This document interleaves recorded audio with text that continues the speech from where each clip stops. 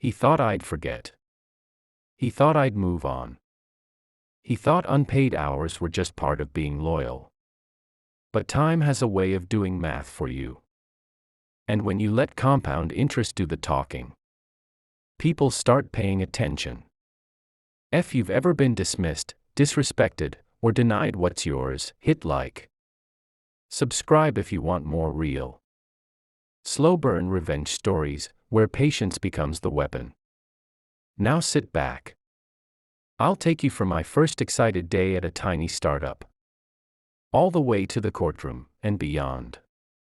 I remember walking into that office for the first time like it was a small, dim theater, a place where people showed up late at night to rehearse something that hadn't yet become a show. There were 9 of us. Coffee cups, whiteboards half erased, a white plastic plant in the corner pretending to be life. When I signed on, everything felt hopeful. The salary was modest. We all agreed, no paid overtime. A 3-month evaluation, then yearly. Standard startup talk. I told myself I was investing in experience, not a paycheck. I told myself the work would teach me more than a fat monthly number ever could. So I stayed. Nights became mornings. Weekends faded into sprint deadlines. I learned the product inside out. I built things other people said couldn't be built. I found 10 real, paying clients and a queue of trial accounts that showed promise. And money started to move. Not like a flood. More like a tap that had been opened a little more each month. The office buzz changed. People talked about growth, projections, and next year. I kept doing my part. I kept staying late. I kept solving the problems that made the company look indispensable to its customers. Years passed, 3 of them. And that initial, no overtime, caveat settled in my bones. By then, looking back, I could add up the late nights, the weekends, the missed dinners and birthdays. It wasn't small. It wasn't negligible. It was the kind of unpaid work that, if added up, became a serious sum. For me, it was around $50,000 worth of time. The number surprised people when I said it aloud. But it wasn't about the number at first. It was about fairness. We started talking about compensation. We started talking about making the books right. It wasn't sudden. It was a conversation that grew like a slow leak in a tire, quiet at first, then impossible to ignore. It was discussed in writing, in emails, and in meetings. Everyone agreed, well, everyone nodded, that something should be done. Discretionary bonuses were floated. Equity was mentioned as an alternative if cash was tight. I thought, reasonable. There was trust there. I thought they were decent people. Then subtle things changed. Dates moved. Next quarter became later this year. The tone in emails shifted from collaborative to tactical. Small microbehaviors crept in. The CEO, who had once been direct, started giving thin smiles when we raised the topic. There was a hint of annoyance.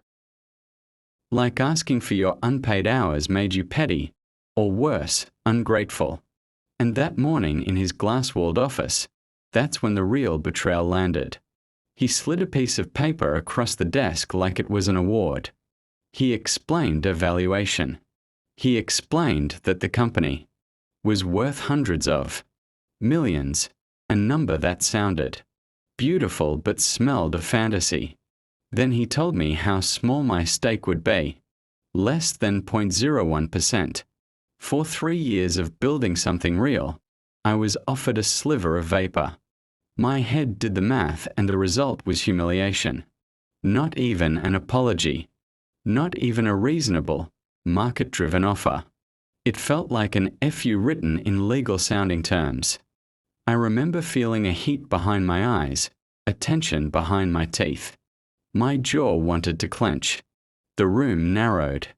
He was waiting for gratitude. For a thanks. Boss. I felt the contempt in the air, not necessarily his contempt, but the contempt of a system that rewarded PR over people. I handed in my resignation that same day. I didn't make a scene. I didn't scream. I walked out calm, collected. But I walked out with a small, dangerous seed planted in my chest, the idea that time could be a weapon. That night I slept badly.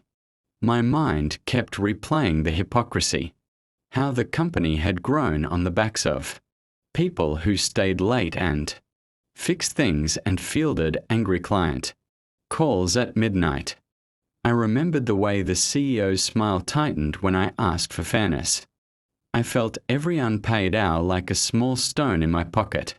The next day, I sent a registered letter asking formally for my overtime and back pay.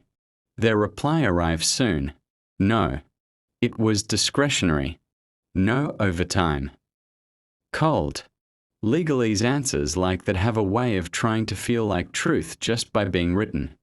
They wronged the facts, but they used words to build a wall. That's what lawyers and executives do when they want to make a lie feel like policy. But I had been doing something quiet. I'd been talking to an attorney. It felt extreme at first. In those days, going to a lawyer in our region wasn't common. People didn't sue often. It was a rarity. But my attorney did something else. He taught me to read time as currency. He said, in a calm voice that belonged in legal dramas, "You can pursue this now. We can file. But the statute of limitations is 7 years." 7 years? I repeated, "Yes." Then he leaned in. "And unpaid wages accrue interest, statutory interest," he said, "often 9% above the base rate." He gave me the numbers. At that moment the math became a mouthful. Base rate plus 9%. Compounded daily? Yes.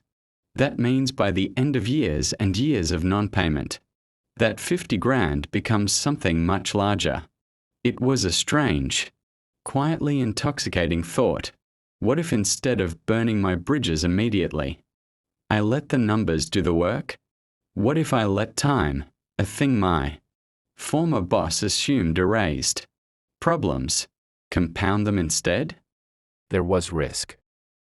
If the company folded, I'd walk away with disappointment and nothing. If their growth stumbled or their projections failed, I'd lose everything. But I believed in the revenue we'd built and the clients we'd kept. I also believed in an emotional truth. Some people get careless when they think you won't fight. Let them be careless. Let the clock run. I closed the file on immediate legal action. But I did something else I hadn't mentioned out loud. I told my lawyer to keep every letter, every email, every promise we had. I kept copies of the exchange where the company admitted the arrangement, the emails where they discussed pay, the records of the hours. We created a paper trail like a ladder to climb later. Then I waited. For 6 years I made a life elsewhere. I moved on professionally, intentionally so. I didn't want to be bitter in a way that consumed me. I wanted to succeed on my own terms. But I didn't forget. Every now and then, when I saw a news post about that company opening a new office, or the CEO posting a congratulatory note, I let a small smile cross my face. Time was not neutral. It was an agent working in my favor. During those years, I watched the company grow the way you watch a house being renovated from the curb, walls go up, windows get replaced, a brighter light inside. They got clients. They got traction. They got visibility. The CEO bought new things. He had the swagger people get when a company starts to look like success. But swagger is brittle when it's built on shortcuts. At 6 years and 11 months, I reconnected with my attorney by message. The conversation was short. We agreed to move. The file we had built was airtight: emails, signed letters, registered notices, unpaid leave listings, and records of the hours.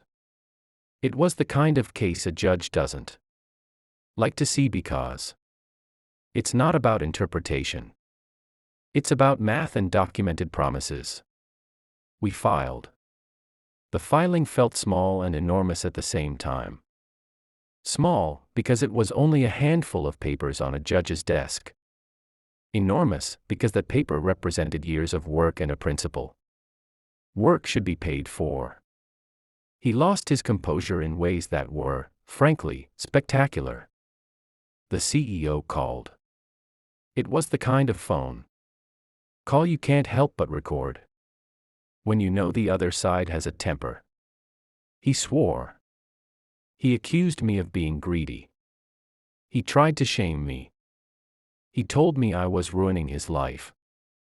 I didn't say anything back on that line beyond a few measured facts. In my head, the patience that had allowed this plan to grow sat like a calm actor waiting for their cue. I hit record. I documented everything. In court, the evidence read like a diary. Emails said one thing and then tried to say another. Promises recorded as discretionary looked weak when they were paired with the reality of repeated written commitments. The judge read. He listened to the recorded call. He looked at the math. Judges are humans who like clarity.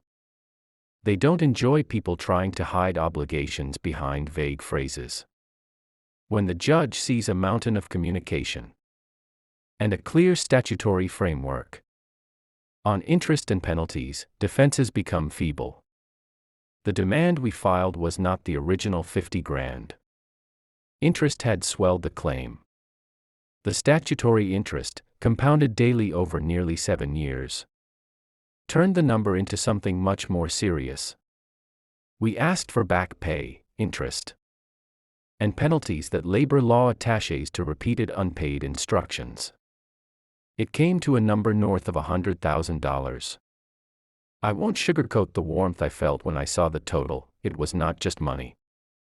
It was validation that the small unpaid hours I'd carried like stones in my pocket had weight, and that the system could sometimes correct itself. In the hearing, the CEO tried to argue that the bonus was discretionary and that there was no overtime. It sounded thin in the room. When the judge played the recorded phone call, the CEO's abusive tirade, I could see the shift in the room. He sounded like someone caught off guard. Angry people always reveal their truth when they think they can't be recorded.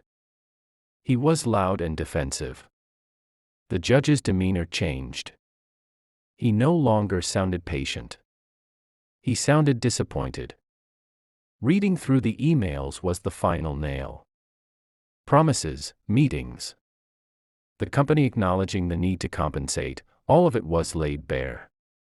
The legal framework was clear that liability for unpaid wages is with the employer. There was no wiggle room. The judge gave a ruling: immediate payment, legal costs covered by the defendant, and a referral for a labor audit. He used words like immediately and without delay. That language stays in legal documents because it has teeth. They paid within a week. The company wired the money. The total was larger than the original accrual, significantly larger. The interest, the penalty clauses, legal fees, all of it added up. When my bank notification arrived, I sat at my kitchen table feeling an odd mixture of vindication and emptiness. Money doesn't erase the late nights I missed with friends. Money doesn't bring back missed dinners. But it brings something else. The knowledge that if someone tries to rewrite the ledger of your life and make your time worth less than it was, The law can be an equalizer. And then karma, in the most cinematic of ways, showed up that very evening. That night, the CEO, who had been agitated for days, went out drinking. News spread the next morning that he'd been in a car crash while intoxicated. He received a DUI conviction. He lost his license for half a year. His brand new Mercedes was wrecked. And his insurance refused to cover the damages because of the intoxication. It felt like an irony too sharp to ignore. People joked about karma. I didn't revel in another person's misfortune. The Labor Department's audit that followed discovered other irregularities. The company had to adjust payroll practices. They faced fines. People in the office who had been quietly hurt by the system found relief. Some of them reached out to me through messages, small notes of gratitude. They told me they'd seen a change. That made the victory feel broader than my own pocketbook. After all that, I took the money and did something that surprised even me. I didn't splurge. I paid off debts I had carried from those years. I helped a couple of friends who had been kind during the times I moved on. I put the rest away. The delight was not in the purchase but in the closure. The story had weight. It had consequences. And it had an ending that, finally, felt just. When the judge said, immediately and without delay, I felt a strange lightness.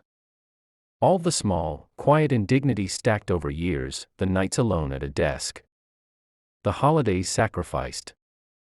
The empty promises seemed to resolve into something clear. The CEO's voice on the recording. The cold replies in the registered letters. The inflated valuation offer, they all became evidence, not excuses. The ruling was a closing of a book I hadn't been able to finish for years. Justice is slower than we want, but sometimes it's precise. Patience isn't always about waiting. Sometimes it's about timing your response so the scale tips back to fairness. I'm not here to preach vengeance. I'm here to show that when systems fail people, rules exist for a reason. If this story gave you chills, smash that like button. Tell me in the comments, what would you have done if you were in my place? And if you want more stories where patience beats impulse, subscribe and ring that bell.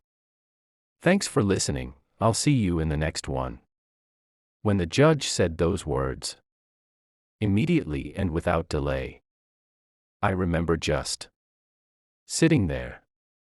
For a moment, I didn't even breathe. It was surreal. Like the sound of those words didn't hit my ears right away. They echoed in my head, immediately and without delay. For 6 years I had carried this quiet weight on my chest. 6 years of small reminders that someone thought my time was worthless. And now, in a single sentence, it was over. As I walked out of the courthouse, the air outside felt different. It wasn't just fresh. It was clean.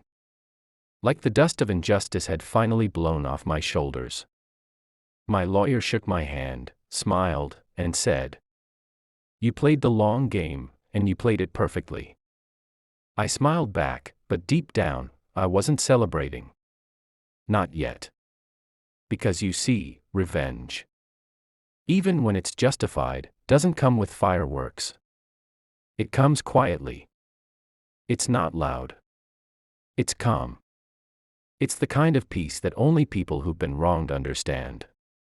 When the payment finally hit my account, I opened my banking app 3 times just to make sure it was real. The numbers didn't look like mine. It wasn't just the unpaid wages. It was years of interest, penalties, and court fees. The total had crossed $135,000. I remember whispering to myself. 50,000 became 135. Time really does have a sense of humor. But the money wasn't the victory. It was the principle. It was knowing that the same company that once said, "You'll get nothing," now had to send me an email saying, "Funds transferred. Please confirm receipt." And that email, that short, emotionless message, was better than any apology. About a week later, news started circulating on LinkedIn and in local business circles. My ex-boss, the same CEO who once told me I'd never understand business, had been in a car accident. He'd been driving drunk after attending a networking event. He survived. But his new Mercedes didn't. And when the insurance company found out he was over the limit, they refused to pay. To make things worse, the court had already frozen part of his company's funds because of the labor audit that followed my case. So, suddenly, he wasn't just dealing with a totaled car. He was dealing with fines, penalties, and a reputation that began to crack. People in the startup scene started whispering, "That guy underpays his employees. That's the one who lost a labor case." In business, reputation is currency. And he had just gone bankrupt, socially. One of my old co-workers sent me a screenshot of his post. It was some long rant about loyalty and betrayal. I couldn't help but smile. Because loyalty is a two-way street. And he had been driving the wrong way for years. People often ask, "Did you feel happy after all that?" The truth? Not in the way you think. Revenge isn't a parade. It's not a shout of triumph. It's quiet. Almost sad. Because it reminds you how far things had to fall before justice arrived. There was a night, maybe 2 weeks after I won, when I sat alone on my balcony, just staring at the city lights. I thought about those long nights I'd worked for that company. The tired eyes. The cold coffee. The messages that came at 2 a.m. saying, "Can you fix this bug before morning?" And me saying yes.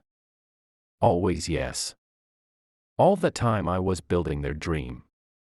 And now, years later, I had finally built my own closure. I realized something that night. Sometimes, the best revenge isn't the win. It's the peace that comes after. Weeks passed. Then months. The company didn't crumble overnight. But it started bleeding slowly. Key employees left. Their best clients followed. The new investors who were supposed to come in backed out after the audit report. And within a year, that once busy office I had built from scratch, it shut down. A friend sent me a picture of the empty building. Furniture stacked by the window. The fake plant I remembered sitting in the corner.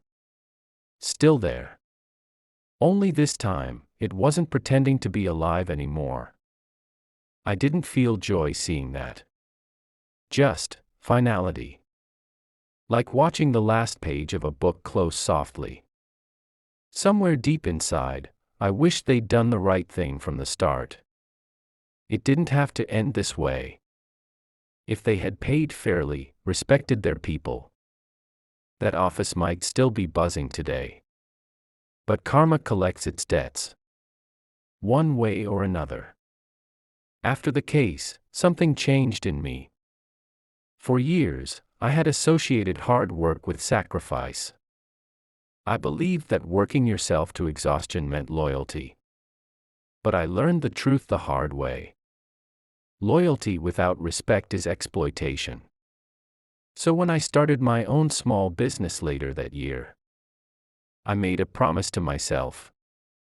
No unpaid overtime. Ever. If someone gives me their time, they get compensated. Because time is the only thing we never truly earn back. My team now works human hours. We respect weekends. And funny enough, productivity skyrocketed. Because when people feel valued, they don't just work, they build. Every payday, when I transfer salaries, I think of that day in court. I think of the young version of me sitting there, tired, hopeful, and naive. And I whisper to him, See, we made it. On our terms. Almost a year after everything settled. I got a call from an unknown number. At first, I ignored it. But it rang again. So I picked up. It was him. The CEO. His voice was different, quieter, slower. Like someone who had aged 10 years in one. He said, "I wanted to call and say I was wrong. I didn't speak at first." He went on. "I thought I was being smart. I thought cutting costs made me a good businessman. But I was just being greedy. You were right to fight. I said only one thing. I wasn't fighting you. I was fighting for what was fair." He was silent for a moment. Then he said something I'll never forget. "I lost more than money that year. I lost good people. And that was the truth. Sometimes losing teaches you what fairness really costs." I ended the call politely. No anger. No satisfaction. Just closure. Life has a way of circling back to balance. It may not happen fast. It may not happen loud. But it happens. When people underestimate your worth, don't rush to prove them wrong. Just document, stay calm, and let time be your ally. Because revenge, real revenge, isn't chaos. It's clarity. It's the calm after the storm when you finally realize they can't take what's yours. And they can't steal your peace. So, if you're listening to this and someone's taking advantage of your hard work, remember this story. Remember that fairness delayed is not fairness denied. Patience, preparation, and persistence, that's the holy trinity of real revenge. Sometimes I think about that office again. The smell of coffee. The sound of keyboards. The quiet laughs between exhausted coworkers at 1 a.m. I think about how much hope we had. And then how easily that hope was sold for greed. If I could go back and talk to my younger self, the version of me sitting there believing loyalty would pay off, I'd tell him, work hard, yes. But never for free. And never let someone else decide what your time is worth. Because in the end, time is the real currency of life. And those who waste it eventually pay the price. If this story hit home for you, if you've ever been underpaid, underestimated, or told your time didn't matter, then you already know how it feels. Drop a in the comments if you believe in quiet justice. Hit that like button, it helps stories like this reach more people who need to hear them. And subscribe, because every week, we share true stories where karma finally catches up. Until next time, remember, sometimes the best revenge is just living better.